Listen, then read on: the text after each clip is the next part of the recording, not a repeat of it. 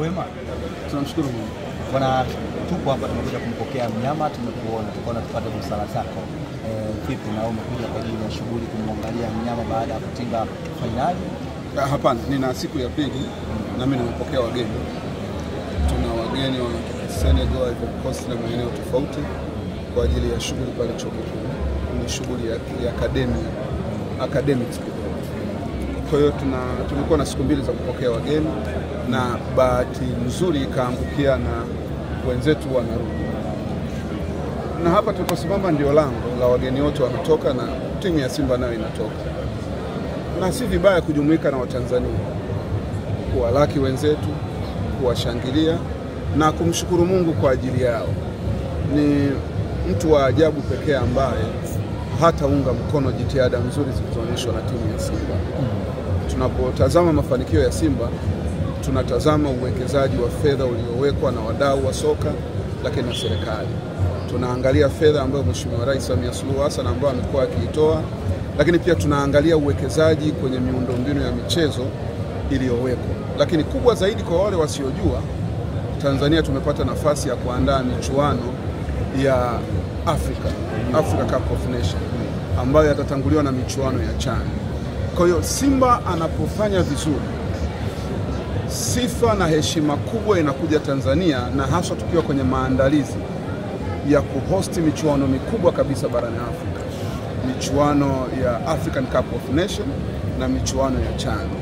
Kwa hiyo sisi tunawaombea Simba kila lenye heri. Simba anapochukua ubingwa, ni Tanzania inaandika historia ambayo haijawahi kuwa nayo kwa miaka zaidi ya 60 ya ubingwa. Kwa hiyo ni lazima tuungane nao.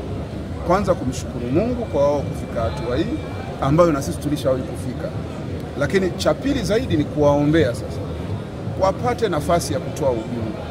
Wakitoa ubingwa, kwa wale wasiojua, wanaipa changamoto Yanga ya kutoa ubingwa wa Afrika wa Champions.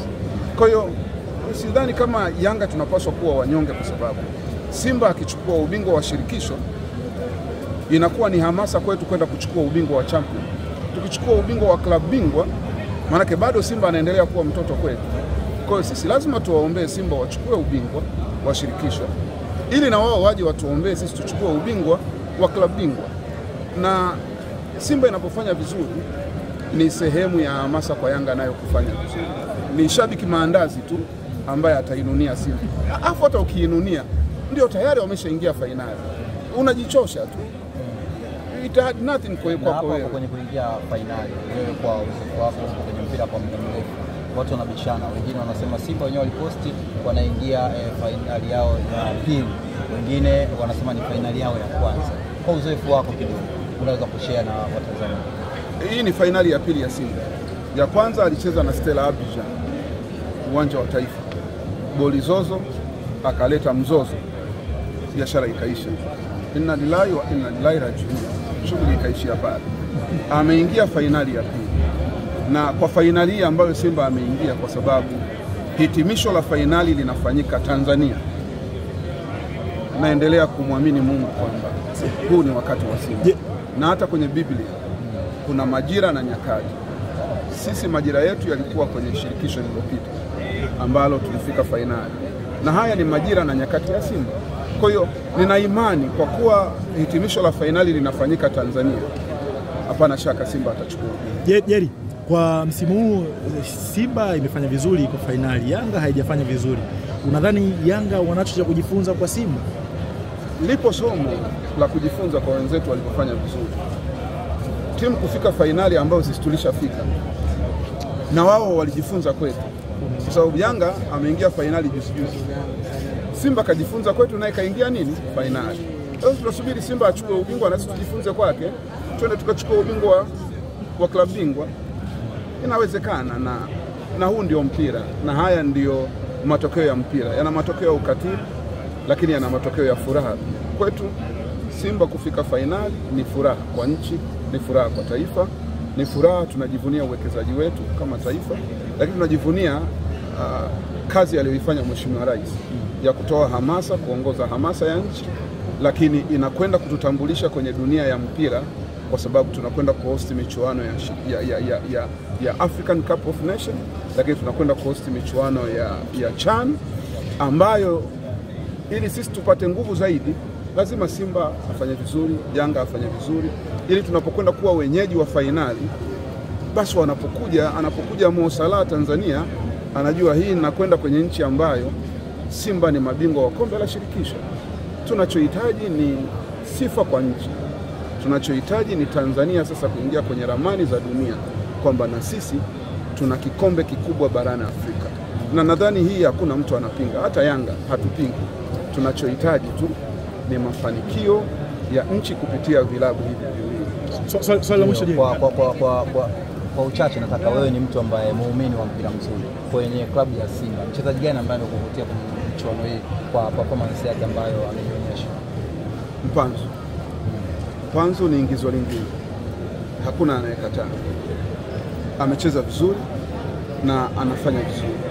Na nadhani kwa Mpanzu akicheza vizuri ninamuona akifuata nyayo za Mayele. Mayele umeona akiwa anawakanda watu.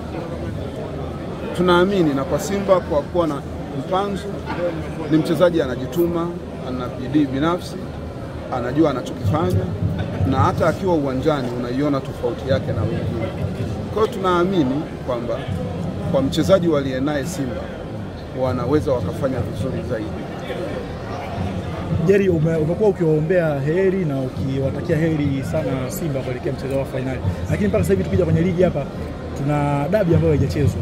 Wewe msimamo wako kama Yanga unaamini mechi ichezwe au na wewe ni mmoja wao ambao wanasema bwana sisi hatuchezi au busara itumike?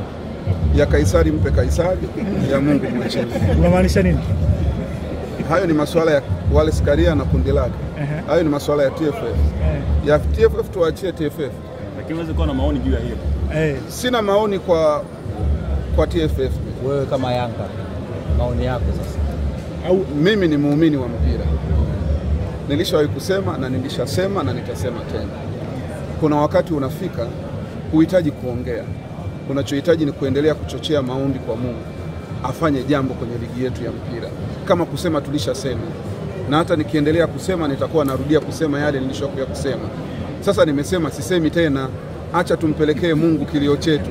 Mungu ndiye hakimu wa haki na muamuzi wa haki, ambaye tumemwachia Mungu. Mungu yeye ndo anajua atahukumu kwa haki na atahukumu kwa wakati wake. Lakini hatuwezi kusema wakati wote. Na sio kwamba tunapenda kusema. Wako watu wasema Jerry Mura anaongea kama nani? Anasema kama nani? Sasa hivi ndugu zangu, mimi binafsi ya TFF na waachia TFF na bodi ya ligi. Na kikubwa tutakachocheza kuwafanyia ni kuwapeleka kwa Mungu. Kwenda kuwashtakia kwa Mungu. Mungu ndiye muamuzi wa haki. Hata wakisema twende tucheze, kuna Wallace Karia alafu kuna Mungu. Acha tumshtakie Mungu. Shukrani.